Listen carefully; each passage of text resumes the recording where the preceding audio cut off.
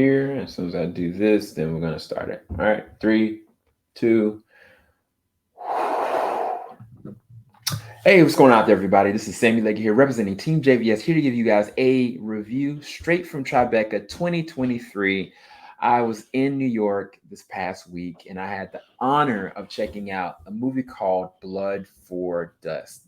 The baseline premise is you have a main character, and he hold on, let me redo this. Sorry. I gotta redo that. I couldn't think of what I lost main character's name. Oh man. Cliff. Scoot. Is it Scott or Scoot? Scott. Scoot. Scoot. Scooting here. Scoot. Okay. All right. Try it again. 3, 2, 1. Hey, what's going on out there, everybody? It's Sammy Lake here, representing Team JVS, here to give you guys another review straight from Tribeca 2023. I was in New York this past week, and I had the honor of being able to check out this amazing film, In Blood for Dust. Easily one of my favorite films coming out of Tribeca this year. Rod Blackhurst directs this, writes this in conjunction with David Arbroft, and it is about a person named Cliff, played by Scoot McNairy. Scoot is an amazing actor, but he plays a role of Cliff, who's basically he's a traveling salesperson. This takes place in like 94 roughly, so it's a little bit older. And he is just trying to make a way for his family. And this idea of being the perfect salesman and doing what it is to, have a whole family and things work out financially and emotionally is lost to him based on something that happened in his past. Now, he is trying to make a sale and it looks like everything's going through, but then, of course, something falls through. And here comes the character Ricky. Ricky is played by Kit Harington. And from that interaction, again, with Ricky, his life has changed all over again. This was insane because it reminded me so much of like Hell or High Water in terms of pacing, thriller, intrigue, and just even when the moments were somber and slow, it still was pivotal and important. Like the actual relationship, even of Cliff and Ricky, it's so back and forth. It also gave me vibes of oh my gosh, I'm spacing on it. It was with Jamie Foxx and Jamie Foxx and Tom Cruise. That film where Tom Cruise was the main villain, sort of. Jamie Foxx was kind of like his polar opposite, but they found a commonality. It was Collateral. There are moments in this film that remind me of that in spades, but even deeper than that, because the truth is, no one in this film is innocent. No one. Maybe one person. Maybe one person.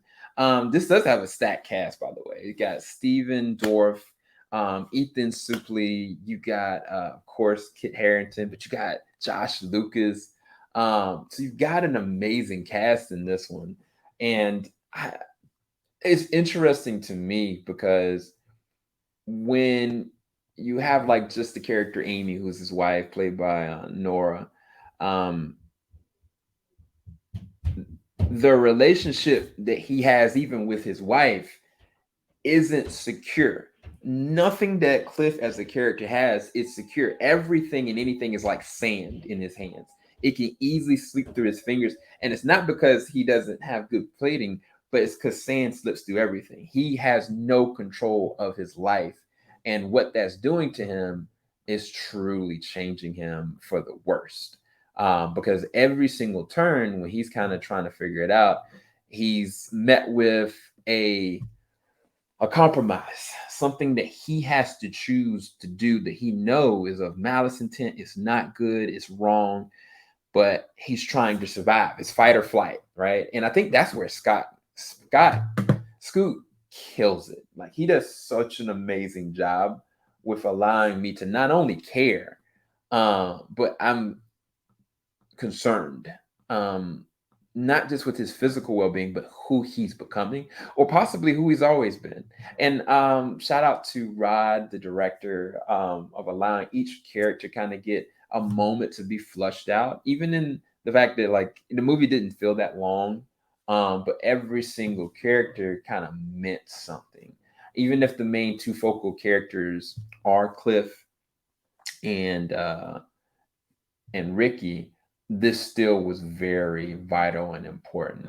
So I do think that this is one that you don't want to miss. I'm really being very vague because this is very much a thriller. It is dark.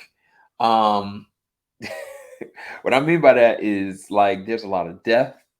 There's not any nudity or anything like that, but there's a lot of death, a lot of blood, a lot of violence. It is unrelenting at times. There also is some amazing cinematography. The editing and the cinematography for this are actually really good. Like there's a couple of different transition scenes in this that I hadn't seen anything like this since, man, probably like 5 years. Because I think the thing is when there's a moments where we kind of breathe for a second, they transition it to something else, or they make a comparison to something that happened in the past. And those transitions happen throughout, whether it is transitions visually or through sound. Like, so that's why I give Rod a very good compliment, because this is a well-directed film. Like it's edited well, it's paced pretty well.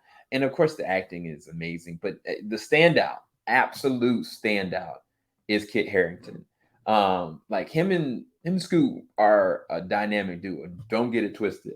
But Kit Harington is almost unrecognizable in this film because not only is his accent gone, like I if I kind of did like this, I wouldn't recognize who I'm hearing, whether it's his motivations, whether his character, his demeanor. And maybe that's because we've only seen him as Jon Snow and maybe a couple other movies.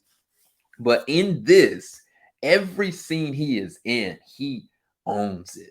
Like he is at times menacing, dark, but at the same time, there's some catharsis there as well, based on the way that Cliff as a character looks at life around him. Like almost as though he looks up to Ricky, but he can't. Because what does that make him? And I love that aspect of this film. This is a very good film. This is an A+. This is probably, if not the best, one of the best films at Tribeca currently right now. So highly recommend as soon as it releases out, go and check out Blood for Dust. You won't be disappointed. Again, like it's not very long. There is a lot of violence, a lot of language, no nudity or anything like that. Some people would probably perceive it to be kind of a slow burn, but I don't. I think that it's right on the line of like No Country for Old Men or some others that if I make a comparison, like Hell or High Water is the only one I'm going to make a comparison to. I'm going to leave it at that. But I appreciate you guys so much for watching. Again, make sure you like, subscribe, hit the bell button. We'd really appreciate it. And we thank you for all you think about us, and keep it locked. JVS, we ain't gonna stop. Peace, people. Falling out the top of I can see the skyline, 50 mile radius on my timeline. Ain't nothing on my mind, oh Lord.